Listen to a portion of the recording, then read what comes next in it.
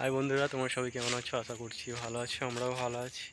অনেকদিন video upload করা হয়নি, তার জন্য দুঃখিত। তো আজকে বাড়িতে ছিলাম, তাই মাঠে একটু ঘুরতে বেরোলাম। দিদিরা এসছে, আর মাঠে ধান কাটার পর আবার নানা রকম ফসল চাষ হয়েছে।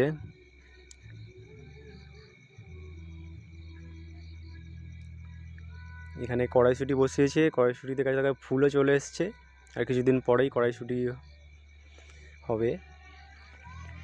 দিদিরা এসছিল, দিদির মেয়ে দীপা, তোমাদের দিদি ভাই সবাই মিলে মাঠে গেছিলাম। এখানে আবার মাঠে জল দেওয়া হচ্ছিল পাইপ দিয়ে।